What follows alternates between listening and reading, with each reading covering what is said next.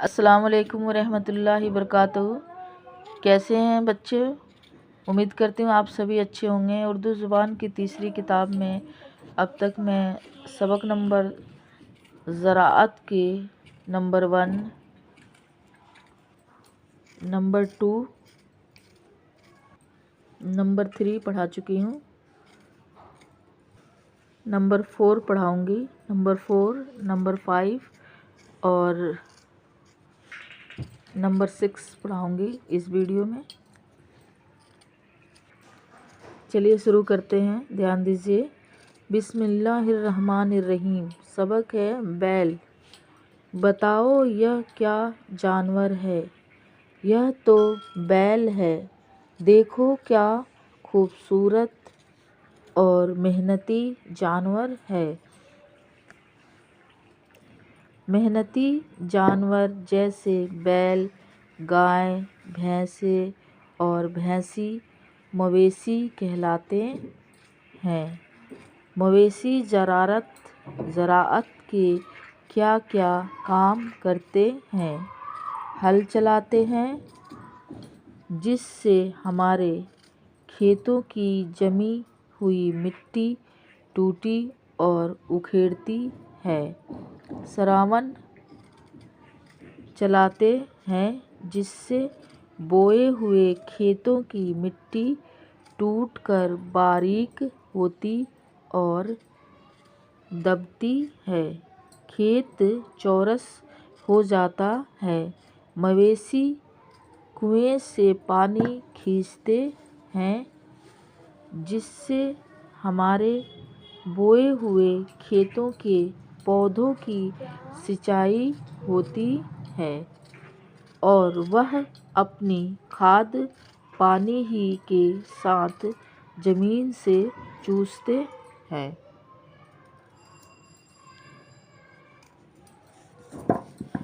मवेशी और भी बहुत से काम ज़राअत के करते हैं। हमारी काटी हुई फसल को माड़ते गहते हैं, जिससे दाना और भूस जुदा जुदा होता है। मवेशी खाद भी ढोते हैं, जिससे हमारे यहाँ से फिर से पढ़ेंगे बच्चों।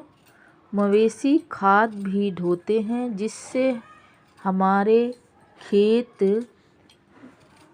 जोरदार होते और बोए हुए पौधे ग़िज़ा पाते हैं।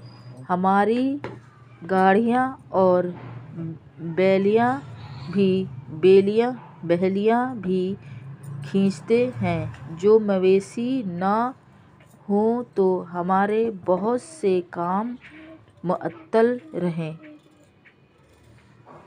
अभी हम पढ़ेंगे सबक नंबर 5, बीज और बुआई।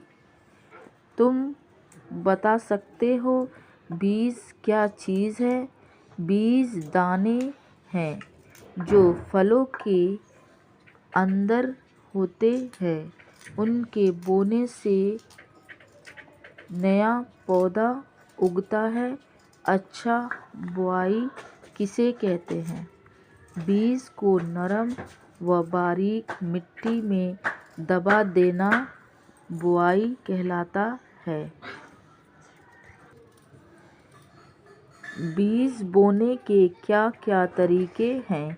एक तो इस तरह बोया जाता है कि तैयार खेत में बीज को हाथ से छींट दिया और हल चलाकर मिट्टी में दबा दिया।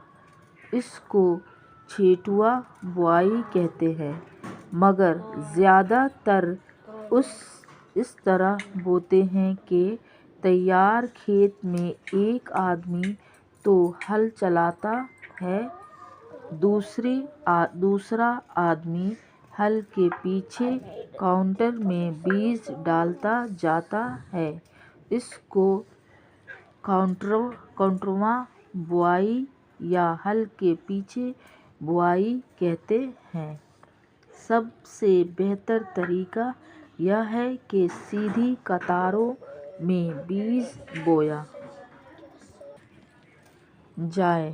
اول ہل چلا کر کھیت میں سیدھی کانٹر بناؤ اور برابر دوری پر بیج کو ہاتھ سے ڈالتے چلے جاؤ۔ پھر سراون چلا کر کھیت کی مٹی برابر کرو۔ اس کو لین کی بوائی کہتے ہیں۔ نائی ہل سے بھی بیج خوب بویا جاتا ہے۔ اس کے سوا اور بھی اوزار ہیں جن سے بیج اچھی طرح بو سکتے ہیں۔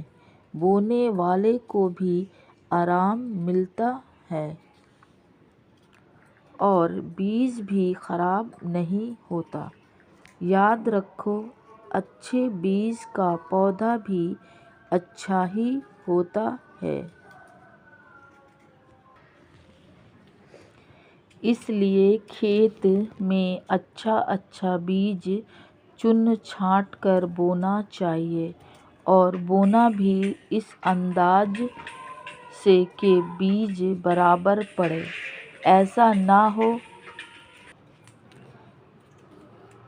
نہ ہو کہ کہیں زیادہ کہیں کم۔ اگر بیج برابر نہ پڑے گا تو پودے کہیں گھنے ہوں گے، کہیں چھدرے۔ یہ بھی لحاظ رہے کہ بیج ایک سا گہرائی میں دبایا جائے، ورنہ بیج آگے پیچھے جمیں گے اور اس طرح آگے پیچھے پک کر تیار ہوں گے۔ زراعت کا سبق نمبر 6 پڑھیں گے۔ کھاد۔ تم جانتے ہو کھاد کس کو کہتے ہیں؟ جی ہاں، کھاد پودے کی غذا ہے جس کو جڑیں زمین سے لیتی ہیں۔ یہ بتاؤ، کھاد جو پودے کو زمین سے ملتی ہے تو کس حالت میں پودے کو اس کی کھاد زمین سے اس حالت میں مل سکتی ہے جبکہ وہ پانی میں گھلی ہوئی ہو۔ فرض کرو زمین بالکل خشک ہو جائے، تری نام کو نہ رہے تو پودے کی کیا کیفیت ہو؟ پھر تو سب پودے سوکھ ساکھ کر مر جائیں۔ بس پانی کیا ہے؟ گویا پودوں کی کھاد ہوتی ہے۔ کیا سب زمینوں میں پودے کی کھاد ہوتی ہے؟ بے شک، اچھی زمینوں میں تو ضرور ہوتی ہے۔ ان کو قابل زراعت یا خطار زمینیں کہتے ہیں، لیکن بعض میں نہیں بھی ہوتی، ان کو ناقابل زراعت یا اوسر زمینیں کہتے ہیں۔ زمین میں کھاد کہاں سے آتی ہے؟ مرے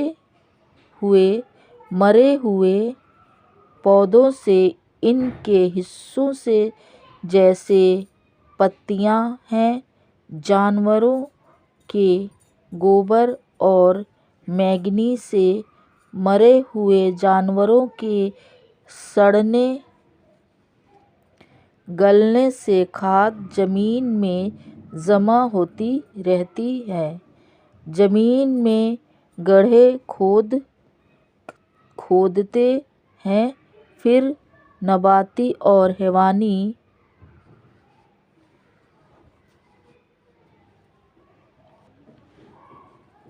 चीज़ों उनमें भर कर बंद कर देते हैं। चीज़ें इनमें भर कर बंद कर देते हैं तो वह चीज़ें सड़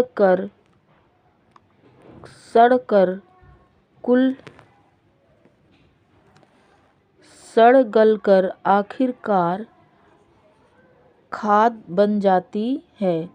इस खाद को हम खेतों में देते हैं।